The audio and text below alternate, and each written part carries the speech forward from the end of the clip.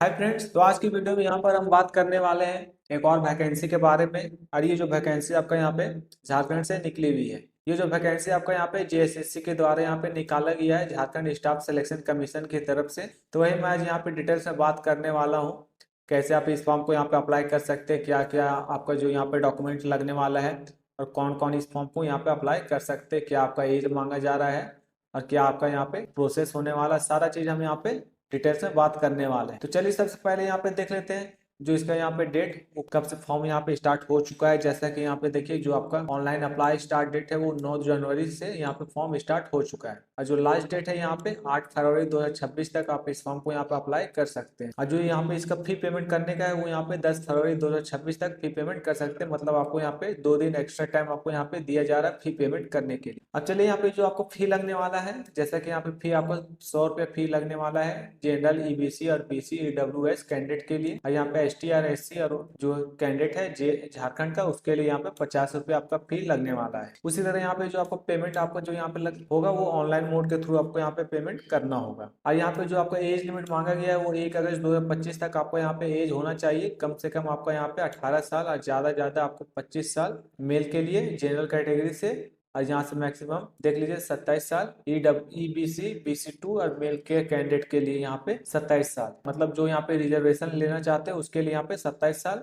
और जो यहाँ पे टोटल पोस्ट है यहाँ पे 1733 पोस्ट के लिए यहाँ पर जो है वैकेंसी को यहाँ पे निकाली गई। और यहाँ पे देख लीजिएगा जो फीमेल है यहाँ पे जनरल ईबीसी और BC2 के लिए यहाँ पे 28 साल और मैक्सिमम यहाँ पे 30 साल एसटी और SC male and female both के। और जो यहाँ पे आपका है एज रिलैक्सेशन भी दिया जाएगा रूल एंड रेगुलेशन के अनुसार। अब देखिए यहाँ पे जो आपका वैकेंसी है यहाँ पे जेएसएससी कक्षपाल जेल वार्डर, मतलब यहाँ पे जो कक्षपाल भर्ती है जेल वार्डर के लिए यहाँ पे 1733 पोस्ट है। अभी यहाँ पे देखिए जो आपका क्वालिफिकेशन मांगा जा रहा है आपको पास मैट्रिकुलेशन, मतलब आपको यहाँ पे जो मैट्रिक पास आपसे यहाँ पे मांगा जा रहा है, कहीं से भी आप रहे, या सेंट्रल या स्टेट बोर्ड, ये कोई मैटर नहीं करता, दोनों में से कहीं से भी है तो आप इस फॉर्म के लिए यहाँ पे एलिजिबल है। अब यहाँ पे देख लेते हैं जो आपको यहाँ पे फिजिकल होने वाला फ्रेंड्स। जैसा कि यहाँ पे देखिए जो कैटेगरी यहाँ पे दे दिया गया है जनरल, ये सब का हाइट यहाँ पे 160 सेंटीमीटर आपसे यहाँ पे मांगा जा रहा है, चेस्ट 81 सेंटीमीटर और रनिंग 1600 मीटर ही 6 मिनट में आपको यहाँ पे कंप्लीट करना होगा। SC और ST का यहाँ पे 155 सेंटीमीटर और 79 सेंटीमीटर चेस्ट। और फीमेल का यहाँ पे देखिए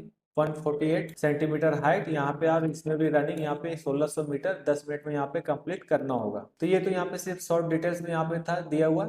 चलिए इसका जो ऑफिशियल नोटिफिकेशन उसके एक बार यहाँ पे चेकआउट कर लेते हैं। चेकआउट करने के लिए यहाँ पे देखिए शो और डाउनलोड ऑफिशियल नोटिफिकेशन, इसको यहाँ पे क्लिक करते हैं। तो वहाँ पे जैसे क्लिक कीजिएगा देखिए आप फिर यहाँ आपको आ चुका है जेएसएससी का यहाँ पे जो ऑफिशियल नोटिफिकेशन है वो आपको यहाँ पे आ चुका है। झारखंड कर्मचारी चयन आयोग, जो आपको जो वैकेंसी यहाँ पे रेगुलर एंड बैकलॉग वैकेंसी दोनों के लिए यहाँ पे है वो यहाँ पे आपको लिख दिया गया है। इससे पहले शॉर्ट में हम वहाँ पे बात किए हुए थे, तो वही यहाँ पे पूरा डिटेल्स में यहाँ पे दे दिया गया है। यहाँ पे देख लीजिए कौन सा कैटेगरी में कितना क्या पोस्ट है, वो सारा चीज आपको यहाँ पे दिया गया है। तो अब देख लीजिएगा आप जो भी कैटेगरी से यहाँ पे बिलोंग करते हैं और जो भी कैटेगरी फॉर्म को अप्लाई करना चाहते हैं वो अपने हिसाब से आप यहाँ पे देख लीजिएगा। इस नोटिफिकेशन के बाद आपको अच्छे से पढ़ लेना है। और यहाँ पे देख लीजिए जो आपको यहाँ पे सैलरी दी जाएगी वो लेवल 2 के अनुसार दी जाएगी। 19,900 से 63,200 तक आपको सैलरी दी जाएगी, वो भी आपको यहाँ पे क्लियरली यहाँ पे मेंशन कर दिया गया है। तो यहाँ पे सारा चीज यहाँ पे आपको दे दिया गया है। इस नोटिफिकेशन के बाद आपको अच्छे से पढ़ लेना है, उसके बाद एक फॉर्म को आपको अप्लाई करना है। चलिए अब फॉर्म को कैसे अप्लाई करना है वो यहाँ पे हम देख लेते हैं। अप्लाई करने के लिए यहाँ पे शो हो रहा है अप्लाई ऑनलाइन लिंक, यहाँ पे क्लिक कर लेना है। यहाँ पे जैसे क्लिक कीजिएगा तो यहाँ से देखिए आपका झारखंड स्टाफ सिलेक्शन कमीशन का जो यहाँ पे मेन वेबसाइट है वो आपका यहाँ पे आ चुका है फ्रेंड्स। उसके बाद यहाँ से देखिए आपको 3 स्टेप यहाँ से दिख रहा है, registration, login and forget password. अगर आप यहाँ पे फर्स्ट टाइम है तो आपको यहाँ पे रजिस्ट्रेशन पे क्लिक करना होगा, नहीं तो आप यहाँ पे अगर ऑलरेडी रजिस्टर कर चुके हैं तो आपको यहाँ पे लॉगिन पे, नहीं तो फॉरगेट पासवर्ड अगर पासवर्ड भूल चुके हैं तब। चलिए यहाँ पे फर्स्ट टाइम है तो यहाँ पे न्यू रजिस्ट्रेशन पे क्लिक कर लेते हैं। न्यू रजिस्ट्रेशन पे जैसे क्लिक कीजिएगा देखिए फिर से आपका यहाँ पे रजिस्ट्रेशन फॉर्म आपका यहाँ पे आ चुका है। यहाँ से आपको फिल करना आर यू इंडियन सिटीजन, अगर आप इंडियन सिटीजन है तो आपको यहाँ पे यस करना, नहीं तो नो। तो चलिए यहाँ पे यस। उसके बाद यहाँ से देखिए आपको नेम ऑफ कैंडिडेट यहाँ पे फिल कर लेना है, यहाँ से डेट ऑफ बर्थ, यहाँ से ईमेल आईडी और यहाँ से मोबाइल नंबर। ईमेल आईडी और मोबाइल नंबर को जैसे फिल कीजिएगा उसके बाद यहाँ से जनरेट ओटीपी फॉर ईमेल पे क्लिक करना है। उसी तरह यहाँ पे जनरेट ओटीपी फॉर मोबाइल, और जो भी आपको ओटीपी आएगा उस ओटीपी को आपको यहाँ पे फिल कर लेना है। तो चलिए यहाँ पे ये सब डिटेल्स को यहाँ पे फिल कर लेते हैं फ्रेंड्स। यहाँ से देखिए ओटीपी यहाँ पे दोनों में फिल हो चुका है। यहाँ से देखिए जो भी आपने अपनी ईमेल आईडी दीजिएगा उसमें ओटीपी आपका नहीं जाएगा, आपका जो ओटीपी है वो जो ईमेल आईडी में जो स्पैम होता है वहाँ पे आपका ओटीपी जाएगा। ये आप यहाँ पे देख लीजिएगा। बहुत सारे स्टूडेंट लोग का यहाँ पे जो ओटीपी है या इसी में प्रॉब्लम आपका यहाँ पे हो रहा है, स्पैम में आपका यहाँ पे ओटीपी जाता है। तो आप यहाँ पे अपने हिसाब से देख लीजिएगा। यहाँ पे सारा चीज फिल हो जाने के बाद यहाँ से देखिए कैप्चा भी फिल हो जाने के बाद यहाँ से सबमिट रजिस्ट्रेशन फॉर्म, इस पे क्लिक करना है। इस पे जैसे क्लिक कीजिएगा देखिए आपका यहाँ पे जो रजिस्ट्रेशन है वो आपका यहाँ पे कंप्लीट हो चुका है। और जो भी आपका यहाँ पे लॉगिन आईडी है वो आपको यहाँ पे शो हो रहा है। यहाँ से आपका पासवर्ड आपका यहाँ पे शो हो जा रहा है। इसको आप ठीक से लिख के रख लीजिएगा ताकि आगे चल के काम दे सके। नहीं तो फोटो खींच के इसको आप यहाँ पे रख लीजिएगा स्क्रीनशॉट लेके। अब चलिए यहाँ पे इसके बाद यहाँ से फिर प्रोसीड पे क्लिक करना है। प्रोसीड पे जैसे क्लिक कीजिएगा देखिए आपको यहाँ से फिर आपका लॉगिन आईडी ऊपर शो हो रहा है। उसके बाद यहाँ से आपका नेम ऑफ कैंडिडेट, यहाँ से डेट ऑफ बर्थ, यहाँ से ईमेल आईडी और मोबाइल नंबर आपका यहाँ पे शो हो रहा है।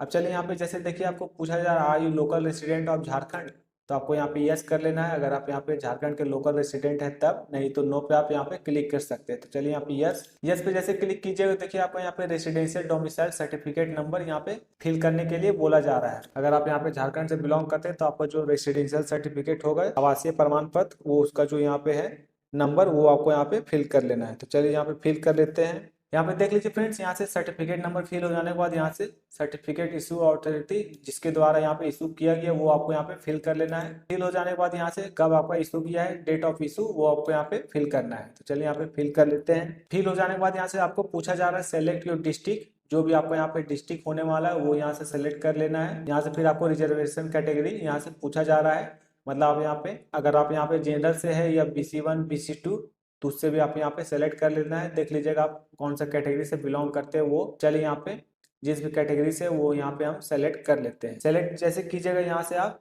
रिजर्वेशन कैटेगरी EBC, तो आपको यहाँ पे कास्ट सर्टिफिकेट नंबर आपको यहाँ पे फिल करना है। यहाँ से उसी तरह सर्टिफिकेट इशू अथॉरिटी और डेट ऑफ इशू कब आपका यहाँ पे इशू किया गया है वो आपको यहाँ पे फिल कर लेना है।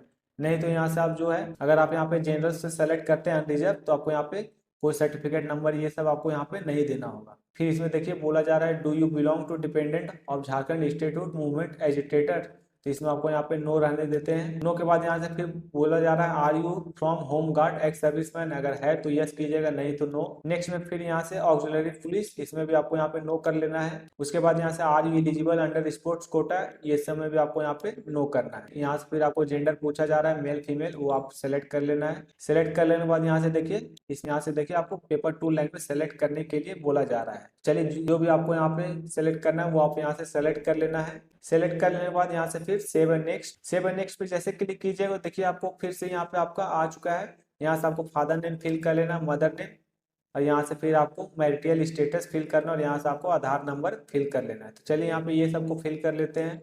यहाँ से फिर मैरिटल स्टेटस अगर मैरिड अनमैरिड जो भी है यहाँ से सेलेक्ट कर लेना है।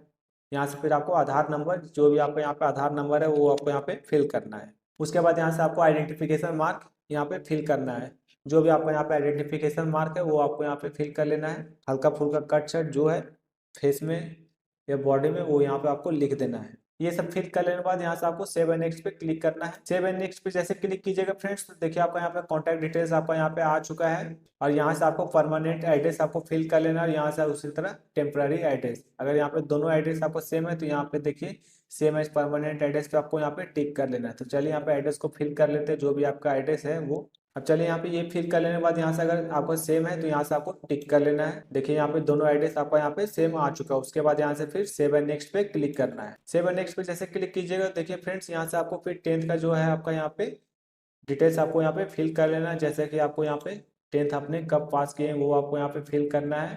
कौन सा बोर्ड यूनिवर्सिटी नेम वो आपको यहाँ पे फिल कर लेना है, या आप स्टेट बोर्ड है या CBSE ICSE जिसके थ्रू भी आप यहाँ पे पास हुए वो यहाँ पे आप लिख दीजिएगा।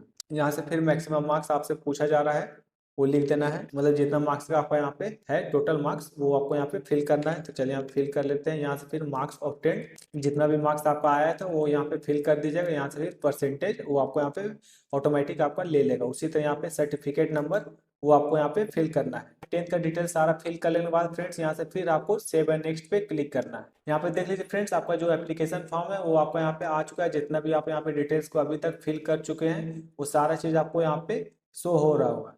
तो एक बार देख लीजिएगा, इसको ठीक से मिला लेना है। अगर इसमें किसी तरह अगर आपको यहाँ पे अगर चेंज करना है या मॉडिफाई एडिट जो भी करना है वो आप अभी ही कर सकते हैं। सबमिट हो जाने के बाद आप इसमें एडिट मॉडिफाई कुछ भी नहीं कर सकिएगा। चलिए यहाँ पे अगर मॉडिफाई करना है तो यहाँ से आपको मॉडिफाई पे यहाँ पे देखिए नीचे शो हो रहा है, यहाँ पे आपको क्लिक करके मॉडिफाई कर लेना है।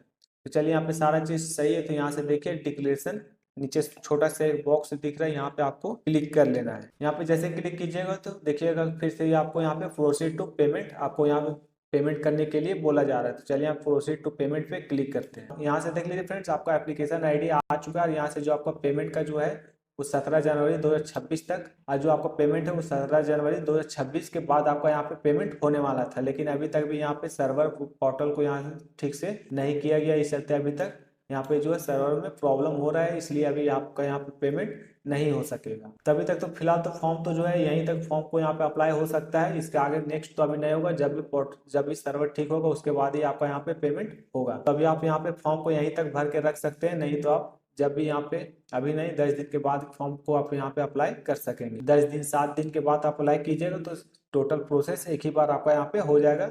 यहाँ हो जाने के बाद पेमेंट हो जाने के बाद लास्ट में आपका फोटो एंड सिग्नेचर आपको अपलोड करना रहेगा। अब फोटो एंड सिग्नेचर को जैसे अपलोड कीजिएगा तो लास्ट में सबमिट पे क्लिक कीजिएगा तो जो आपका फॉर्म है वो सबमिट आपका हो जाएगा। सबमिट हो जाने के बाद लास्ट में आपका फाइनल एक प्रिंट आउट पेज निकलेगा, उस प्रिंट आउट पेज को आपको प्रिंट करके रख लेना है ताकि आगे चल के काम दे सके। तो हम तो यहाँ पे डिटेल से बता दें कैसे फॉर्म को अप्लाई करना है, क्या क्या आपका यहाँ पे जो डॉक्यूमेंट्स ये सब लगने वाला है वो सारा चीज। तो एक बार आप इस फॉर्म को अपने से ही अप्लाई कीजिएगा, घर बैठे ही आप इस फॉर्म को अप्लाई कर सकते हैं। मोबाइल से भी ये फॉर्म यहाँ पे अप्लाई हो जाएगा, ये सिस्टम है तो उसके थ्रू भी आप यहाँ फॉर्म को अप्लाई कर सकते हैं। तो हम तो यहाँ पे डिटेल से बता दिए हैं। तो चलिए, तो फिलहाल तो आज की वीडियो में यही बताना था। तो चलिए आज की वीडियो में बने रहने के लिए थैंक यू।